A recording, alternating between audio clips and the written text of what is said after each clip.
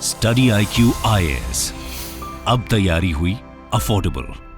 नमस्कार दोस्तों बांग्लादेश से एक बहुत इंपॉर्टेंट खबर आ रही है। जैसा कि आपको पता होगा, बांग्लादेश में इस समय जो प्राइम मिनिस्टर हैं वो हैं शेख हसीना, जो कि पिछले 15 सालों से प्राइम मिनिस्टर के पद पर जमी हुई हैं। लेकिन क्या हुआ है कि लगातार प्रोटेस्ट हो रहा है बांग्लादेश में और उनसे इस्तीफा मांगा जा रहा है। ये आप देख सकते हो, Bangladesh police clash with protesters calling for PM resignation. तो इसके बारे में आपको डिटेल से बताऊंगा कि एग्जैक्टली हो क्या रहा है, यहां पर ऑपोजिशन जो पार्टीज हैं वो क्या करी हैं, क्यों प्रोटेस्ट हो रहा है, और साथ ही साथ भारत के कॉन्टेक्स्ट में भी हम देखेंगे। क्योंकि अभी प्रेजेंट में अगर आप देखोगे, भारत और बांग्लादेश के जो रिलेशंस हैं वो ठीक ठाक हैं, अच्छे खासे हैं। क्योंकि जब भी शेख हसीना की पार्टी आती है अवामी लीग पावर में, तो उनका भारत के साथ रिलेशन ठीक होता है। लेकिन वहीं जो ऑपोजिशन पार्टी है, अगर वो यहां पर आ गई तो इसकी वजह से अगेन बांग्लादेश पूरी तरह से चाइना की तरफ जा सकता है। तो इसकी वजह से ये जो पूरा कॉन्टेक्स्ट है वो समझना जरूरी है। चलिए आगे बढ़ते हैं, लेकिन उससे पहले ध्यान रखिएगा, कल आखिरी डेट है, 31 जुलाई तक आपके पास मौका है। प्रीलिम से लेकर इंटरव्यू तक की पूरी तैयारी अगर आप करना चाहते हैं, बैच लेना चाहते हैं, तो 3 लाइव बैचेस स्टार्ट किया गया है। That is pure English, pure Hindi या फिर इंग्लिश बैच, जिसको आप हमारे वेबसाइट ऐप पर जाकर या फिर कमेंट सेक्शन में इसका लिंक है, वहां पर जाइए, यूज करिए कोड अंकित लाइव, ताकि आपको मैक्सिमम डिस्काउंट मिल जाए। ध्यान रखिएगा, इसमें आपको पर्सनल मेंटर अलॉट किया जाता है, यहां पर टेस्ट सीरीज कराई जाती है, मतलब आपको कुछ भी और लेने की आवश्यकता नहीं पड़ेगी। और इसके साथ साथ अगर आप एमसीक्यूज अटेम्प्ट करना चाहते हैं तो मेरे इंस्टा पेज पर जा सकते हैं, वहां पर स्टोरीज में जितने भी एमसीक्यूज हैं उसको आप अटेम्प्ट कर पाएंगे। चलिए शुरुआत करते हैं और सबसे पहले ये देखते हैं कि एग्जैक्टली हुआ क्या है। देखिए, सैटरडे को बताया जा रहा है, मतलब कल ही जो है, बांग्लादेश की जो कैपिटल है ढाका, ये आप देख सकते हो, बांग्लादेश का जो मैप है वहां पर अलग अलग आपको डिविजन्स देखने को मिलेंगे। और बांग्लादेश के लगभग सेंटर में आप देख सकते हैं वहां की जो कैपिटल है ढाका।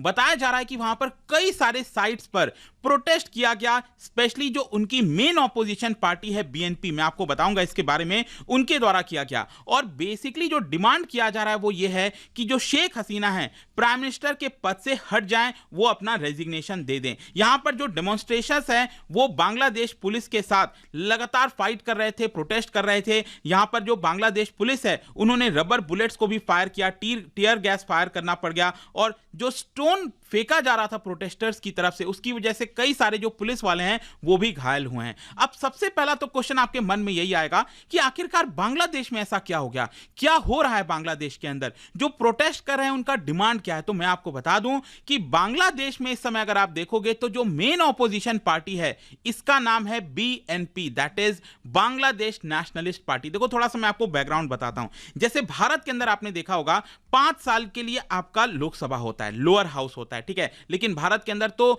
बाई कैमरल लेजिस्लेचर है, लोकसभा भी है और राज्यसभा भी है, दो हाउसेस हैं। बांग्लादेश में आप देखोगे तो वो यूनिकैमरल है, मतलब एक ही हाउस है, जिसको कहा जाता है जतिया संसद, ठीक है। और बांग्लादेश, जैसा कि आपको पता होगा, पहले ये ईस्ट पाकिस्तान हुआ करता था और फाइनली इसका जो फाउंडेशन है 1973 में होता है, 7 मार्च 1973 में। और यहां पर भी ये जो हाउस चुनी जाती है, जो लोग चुनते हैं, इलेक्ट करते हैं, वो 5 साल के लिए होता है, जैसे भारत के अंदर होता है। तो पिछला जो चुनाव हुआ था वो 2018 के एंड में हुआ था, और जो नई सरकार है वो 2019 से बनी हुई है। तो ऑब्वियस सी बात है, 2019 में नई सरकार बनी थी, तो अगेन 2023 के एंड में ये खत्म हो जाएगी, 5 साल पूरे हो जाएंगे और 2024 में नई सरकार बननी है। यहां पर अगर आप देखोगे 2019 में, 2018 के एंड में जो चुनाव हुआ था उसमें 350 सीट में आप देख सकते हैं जो शेख हसीना की पार्टी है अवामी लीग, ये आप देखिए सरकार है, 300 से ज्यादा सीट हैं। सोच के देखिए, 350 के पूरे इस हाउस के अंदर 300 से ज्यादा सीट होना कितनी बड़ी बात होती है, मतलब एक पूर्ण बहुमत से भी ज्यादा, कहीं ज्यादा आप कह सकते हैं। और वहीं ऑपोजिशन पार्टीज अगर आप देखोगे तो कहीं भी स्टैंड नहीं करती हैं। और ऑपोजिशन पार्टी भी बेसिकली वहां पर जो मेन है दैट इज बीएमपी, आपने खालिदा जिया का नाम सुना होगा, ठीक है, बांग्लादेश नेशनलिस्ट पार्टी। तो उनके द्वारा बेसिकली प्रोटेस्ट हो रहा है। इनफैक्ट इस साल के शुरुआत से बड़े स्तर पर यहां पर प्रोटेस्ट किया गया है, बताया जा रहा है। उनका डिमांड यही है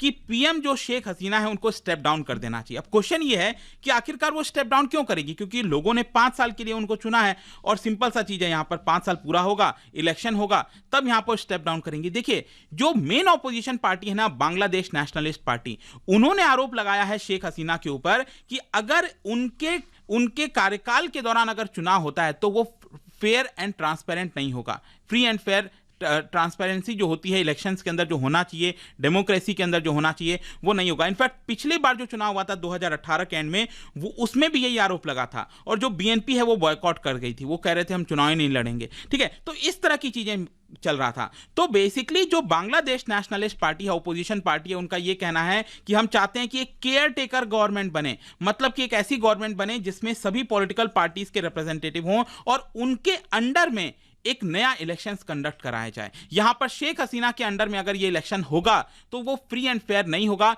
जिसकी वजह से यहां पर हम प्रोटेस्ट कर रहे हैं। तो हम चाहते हैं कि वो यहां पर प्राइम मिनिस्टर के पद से इस्तीफा दें। जैसे कि अगर मैं आपको एक कॉन्टेक्स्ट बताऊं, अभी आप पाकिस्तान के अंदर भी देख रहे होंगे इमरान खान के साथ क्या हो रहा है, उनकी पार्टी तो लगभग खत्म हो ही चुकी है इमरान खान की। तो वहां पर पाकिस्तान के अंदर भी अभी क्या होगा कि अगस्त के महीने में जो शहबाज शरीफ है प्राइम मिनिस्टर, वो यहां पर इस्तीफा देंगे और केयर टेकर गवर्नमेंट के अंदर में इलेक्शन होगा। लेकिन पाकिस्तान में तो अलग ही दिक्कत है, वहां पर आर्मी और पूरा एक अलग ही मामला चल रहा है। तो कुछ उसी प्रकार से बांग्लादेश के अंदर डिमांड किया जा रहा है कि एक केयर टेकर गवर्नमेंट बने और वो यहां पर इलेक्शंस को कंडक्ट कराएं। अब ये सारी चीजें कब हो रही हैं? सारी चीजें तब हो रही हैं, मैं आपको बता दूं, जो खालिदा जिया है ना, जो बांग्लादेश नेशनलिस्ट पार्टी के जो लीडर हैं, वो 2018 से जेल के अंदर है। जी हां, उनको जेल में रखा हुआ है बांग्लादेश की सरकार ने, शेख हसीना की सरकार ने। और उसकी वजह से क्या हुआ है, लोगों के अंदर थोड़ा गुस्सा आया है, जो उनके पार्टी के लोग हैं वो गुस्सा हैं। और साथ ही साथ क्योंकि क्या हो रहा है कि बांग्लादेश में इन्फ्लेशन बढ़ रहा है, वहां पर इकोनॉमी ट्रबल में आ रही है, जिसकी वजह से लोगों का, बहुत सारे लोगों का सपोर्ट खालिदा जिया की तरफ जा रहा है और इसीलिए लोग सड़कों पर आ रहे हैं और शेख हसीना के खिलाफ यहां पर प्रोटेस्ट कर रहे हैं। जो बीएनपी का मेन डिमांड है वो यही है कि 2024 वाला जो इलेक्शन होना चाहिए वो केयर टेकर गवर्नमेंट के अंडर होना चाहिए। आप देख सकते हो बीएनपी लीडर के जो सीनियर लीडर हैं बीएनपी के, उन्होंने यही कहा है कि हमारा 1 पॉइंट डिमांड है कि डेमोक्रेसी बांग्लादेश में वापस आए और फ्री एंड फेयर तरीके से इलेक्शंस कंडक्ट हो और ये गवर्नमेंट को रिजाइन करना चाहिए। अगर वो नहीं करेंगे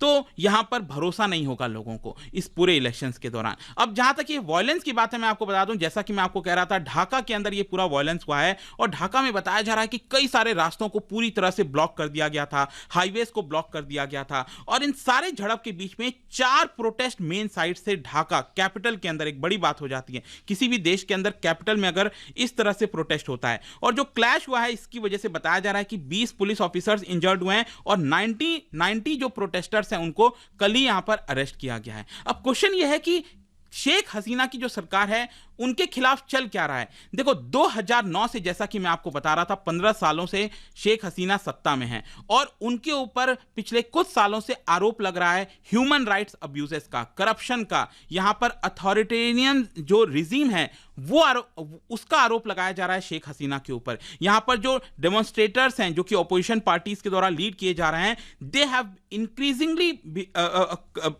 अपना जो प्रोटेस्ट है उसको बहुत तेजी से इस साल के शुरुआत से उन्होंने बढ़ाया है। इनफैक्ट मैं आपको ये पिक्चर दिखाता हूं, यहां पर एक बहुत बड़ा भी रिसेंटली प्रोटेस्ट किया गया था जिसमें हजारों की संख्या में लोग यहां पर आए थे और ऑपोजिशन पार्टीज इस पूरे प्रोटेस्ट को लीड कर रही थी। लेकिन इसमें बहुत सारे कॉमन लोग भी थे क्योंकि वो नाराज थे शेख हसीना की सरकार के ऊपर कि वो यहां पर इकोनॉमी को नहीं संभाल पा रही हैं, जॉब्स नहीं प्रोवाइड कर पा रही हैं, इन्फ्लेशन बढ़ता जा रहा है, तो वो सारी प्रॉब्लम चल रही हैं। और बताया जा रहा है कि पुलिस ने लगभग 500 लोगों को रिसेंटली यहां पर अरेस्ट किया है क्योंकि लगातार वो प्रदर्शन कर रहे थे।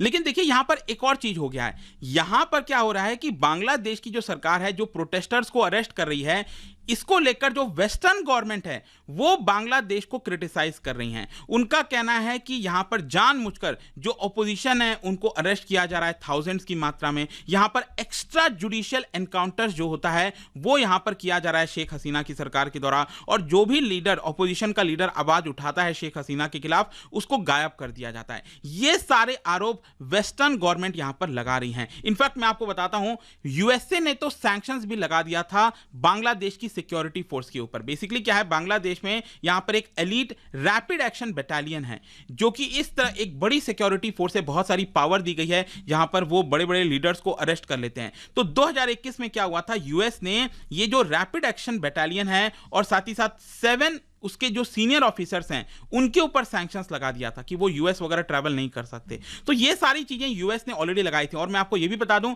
बांग्लादेश ने इनडायरेक्ट तरीके से एक प्रकार से भारत से मदद मांगी थी, क्योंकि भारत और यूएसए के रिलेशन इस समय काफी अच्छे हैं। तो बांग्लादेश कहीं ना कहीं पुश कर रहा था कि भारत को कि आप प्लीज यूएसए को बोलिए कि ये जो सैंक्शंस लगाया गया है रैब के ऊपर, आरएबी के ऊपर, उसको प्लीज हटा दिया जाए। ये सारी चीजें चल रही हैं। और जहां तक खालिदा जिया की बात है, मैं आपको बता दूं वो भी पहले 2 बार प्राइम मिनिस्टर रह चुकी हैं और जैसा मैंने बताया 2018 से वो लगातार अरेस्ट में है, मतलब कि उनको अरेस्ट करके रखा हुआ है।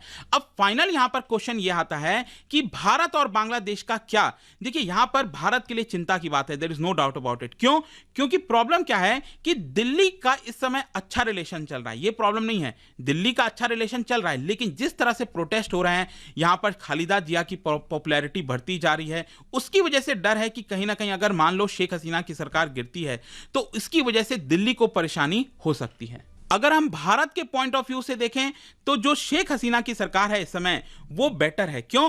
क्योंकि जब आपने देखा होगा बॉर्डर को लेकर काफी ज्यादा इश्यूज हो रहे थे, कहीं ना कहीं शेख हसीना के दौरान वो बॉर्डर का इशू सुलझाया गया। भारत कंप्लेन करता था अक्सर, जो एक्सट्रीमिस्ट फोर्सेज हैं बांग्लादेश में वो भारत के अंदर आते रहते हैं, परेशान करते रहते हैं। तो कहीं ना कहीं एक्सट्रीमिस्ट फोर्सेज के खिलाफ जो काम किया है, और साथ ही साथ पाकिस्तान जो है वो कोशिश कर रहा था बांग्लादेश में रेडिकलाइजेशन लाने का, तो वो रेडिकलाइजेशन को खत्म करना ये काफी जरूरी था भारत के पॉइंट ऑफ व्यू से भी, और उसको कहीं ना कहीं शेख हसीना ने यहां पर दबाया है। इनफैक्ट आपको याद होगा भारत सरकार, मोदी सरकार सिटीजनशिप अमेंडमेंट एक्ट लेकर आई थी 2019 में।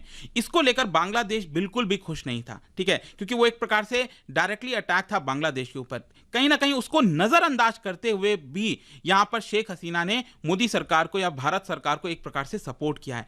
तो यही मैं कह रहा हूं, खालिदा जिया, इनफैक्ट मैं आपको बता दूं 2001 से 2006 के बीच में जब वो प्राइम मिनिस्टर थी तो खालिदा जिया की पूरी सरकार चाइना की गोद में थी, आप कह सकते हो, मतलब पूरा तरह से आप कह सकते हैं। और इसकी वजह से भारत को इश्यूज आ रहे थे। कहीं ना कहीं यहाँ शेख हसीना के आने के बाद, अवामी लीग के आने के बाद रिलेशंस काफ़ी बेटर हुए हैं भारत और बांग्लादेश के बीच में। तो यहाँ पर अब देखना होगा कि, अब देखिए यहाँ पर इंपॉर्टेंट ये भी है क्योंकि भारत और यूएस के रिलेशंस अच्छे हैं, तो क्या यूएस अब डायरेक्टली और ज़्यादा प्रेशर करेगा बांग्लादेश के ऊपर? नहीं करेगा। कहीं ना कहीं भारत इसमें एक बड़ा रोल प्ले कर सकता है। देखना होगा यहाँ पर क्या होता है, बट आई होप कि जो एक ओवरऑल जियो पॉलिटिक्स है यहाँ पर वो आपको समझ में आ रही होगी। जाने से पहले एक बड़ा इंटरेस्टिंग क्वेश्चन, क्या बता सकते हैं 2 स्टेटमेंट है यहाँ पर इंडिया बांग्लादेश से रिलेटेड, आपको बताना है कौन सा करेक्ट है। इसका राइट आंसर आप सबको पता है, मेरे इंस्टाग्राम पर तो मिलेगा ही, वहां पर अगर आप नहीं हो कोई बात नहीं, टेलीग्राम से ले सकते हैं इसका सही उत्तर। मैं कई सारे जो एमसीक्यूज हैं वो यहाँ पर स्टोरीज में डालता रहता हूं। बाकी अगर आपको पीडीएफ चाहिए तो टेलीग्राम पर आइए, अलग अलग सोशल मीडिया पर आप जुड़ पाओगे। और जैसा मैंने बताया था, यूपीएससी की अगर तैयारी करना चाहते हैं, just use the code Ankit live. कल तक आपके पास मौका है 31 जुलाई ये एडमिशन लेने का, फिर क्लोज हो जाएंगे इन सभी 3 बैचेस के अंदर। एंड आई होप कि वीडियो आपको पसंद आया होगा। मिलता हूं आपसे next time. Till then thank you very much, see you soon. Study IQ IAS, अब तैयारी हुई अफोर्डेबल।